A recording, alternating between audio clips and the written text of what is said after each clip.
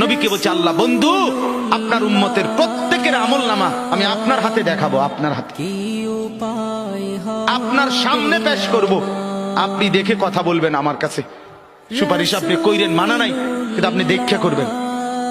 রাসূলুল্লাহ সাল্লাল্লাহু আলাইহি ওয়াসাল্লাম যদি হাসরের ময়দানে এরকম আমলনামা খুলে উল্টায় আর পৃষ্ঠার পর পৃষ্ঠা দেখে ফজর নাই, জোহর নাই, আসর নাই, মাগরিব নাই, ইশা নাই, শনিবার রবিবার, মদ জুয়া, অবৈধ উপার্জন, গান বাদ্য, নাটক, সিনেমা, জিনা, ব্যভিচার, বেহায়া, বেপর্দা সব উল্টায়, আল্লাহর নবী সাল্লাল্লাহু আলাইহি ওয়াসাল্লাম তখন বলবে উম্মত কি এটা? উম্মত আমার 23 বছরের এত চোখের পানির কথা একবারও মনে হয় নাই, কি আনছো এটা আমারে? উম্মত তুমি জানো না আমি যে তায়েফের পাথরের আঘাতে পুরা পিঠ চালনির মতো জাজরা বানায় ফেলছে আমার? শোনো নাই তুমি? আমারে যে উহুদের ময়দানে দান দান শহীদ করে রক্তাক্ত করছে, তুমি শোনো নাই?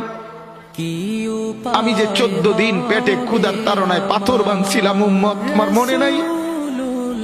একবারও শোনো নাই আমার ক্ষুধার কষ্ট, আমার পিঠের ব্যথা, আমার দাঁতের ব্যথা, আমার কাঁধে 2টা কড়া ঢুকে গেছে? উম্মত আমার ঘরে 3 মাস আল্লাহর নবীর স্ত্রী আয়েশা বলছে আল্লাহর কসম উম্মত, নবীর স্ত্রী বলছে 3 মাস 3টা সূর্যাঁদ উঠছে ডুবছে, রাআইনা হিলালান সুম্মা হিলালান সুম্মা হিলালান, 3 চাঁদ 3 মাসে নবীর 9 জন বিবির কারো ঘরে আম্মা জান আয়েশা বলে 1 ফোঁটা চুলায় আগুন জ্বলে নাই।